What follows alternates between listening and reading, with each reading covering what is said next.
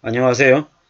진짜 집값 반등의 시점은, 집값 반등의 진정한 시점은 대구 미분양의 답이 있다 라고 해서 유안타 증권의 그 연구원들 2명, 그 신연아 연구원, 이소윤 연구원이 무려 60몇 페이지에 해당되는 보고서를 만든 게 있습니다. 그 보고서를 통해서 이제 앞으로 집값이 언제 반등할지 얘기를 좀 해볼 필요가 있습니다. 미분양 주택을, 대구 미분양 주택을 보면 주택 경기가 보인다라고 얘기하고 있습니다. 아, 그렇구나.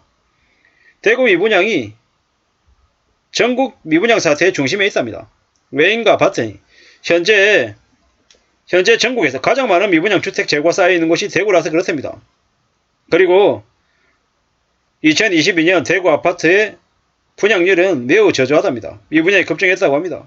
하락장에서 고분양가를 감당하지 못했던 대구시장, 그 대구시장의 모습이 결국은 대한민국 전국의 부동산 시장과 별반 다르지 않다라는 겁니다.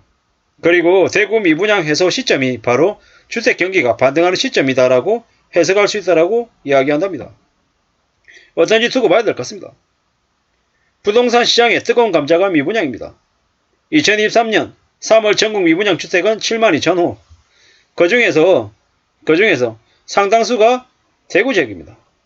그리고 2023년 2월 미분양 주택은 물론 역사적으로 봤을 때 절대 최대 수준은 아니랍니다.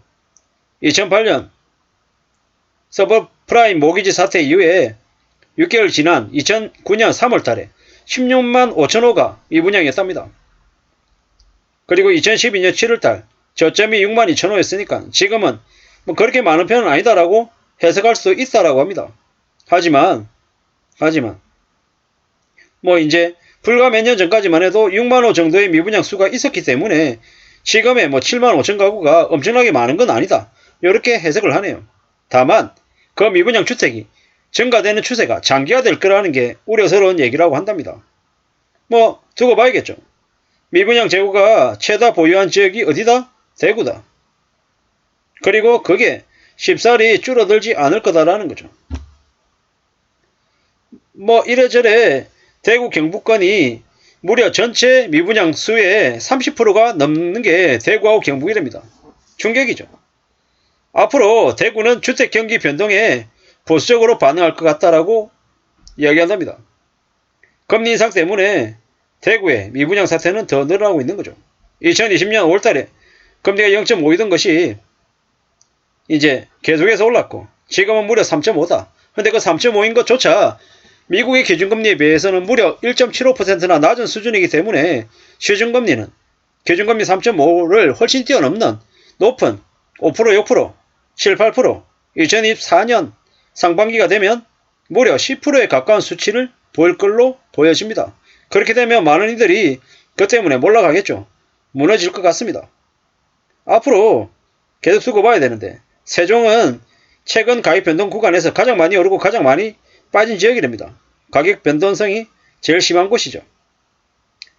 그리고 대구는 가격 변동에 보수적으로 반응한답니다. 어떨까요? 좀 더 두고 봐야 되는 거죠. 대구를 보면 반등 시점을 파악할 수 있다라고 얘기하는데 지금 현재 많이 우려스럽죠. 가구 수보다 더 많았던 아파트 공급 때문에 난리였답니다. 2014년 이전까지만 해도 대구는 1년에 한 1만여 세대의 공급이 있었답니다. 그런데 2015년에서 17년에 달성군에만 약 3만 3천여 세대가 공급이 됐습니다.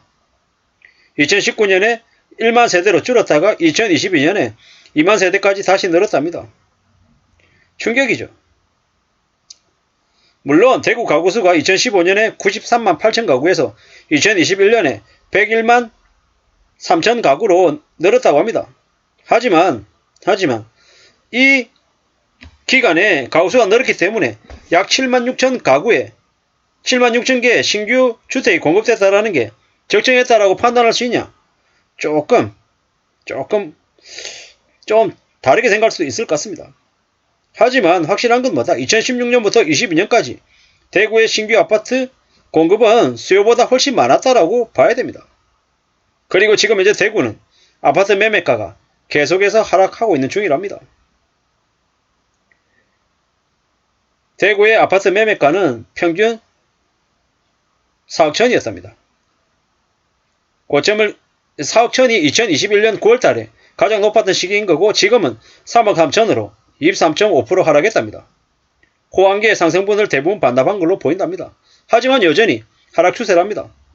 우리가 흔히 얘기하는 대표적인 아파트들의 가격이 대개 여전히 높은 수준을 보여주고 있기 때문에 대구에 분양되는 아파트들 미분양이 여전히 해소가 안 되고 있는 게 사실입니다. 2018년 이후에 연간 2만여 세대의 분양이 계속 있었다. 평상시 대비해서 예년에 비해서 거의 2배 이상의 물량이 분양이 됐다라고 보면 맞을 것 같습니다. 너무 과도했다라고 봐야 되는 거죠. 너무 과도했다. 그리고 대구 분양 사업장을 좀 더 자세히 보면 현재 대구에 공사 진행 중인 사업장이 총 107개랍니다. 107개. 너무 많죠? 그리고 총 62,848세대가 공급될 예정이랍니다. 충격이죠. 충격입니다. 이게 계속 이렇게 되면 어떻게 되겠습니까? 그냥 대구의 미분양 물량은 계속 늘어나는 거죠. 그런데도 여전히 대형 브랜드 단지들이 속속히 들어설 예정이랍니다. 그리고 분양가가 너무 많이 올랐습니다. 분양가가. 거의 분양가가 2022년 2분기에 거의 한 2천만원에 육박했죠. 근데 2천만원에 육박한 건 실제로 다른 데에 비해서는 월등히 높았다라고 합니다. 물론 2023년 3월 기준으로 대구는 지방강력시 중에서는 중간 정도의 수준의 분양가라고 하는데 믿을 수가 없습니다. 믿을 수가. 분양가 상승률은 상대적으로 다른 지역에 비해서 월등히 높았다라고 합니다. 대구 중에서 수성구의 분양가가 독보적인 수준으로 높아졌답니다. 왜겠습니까?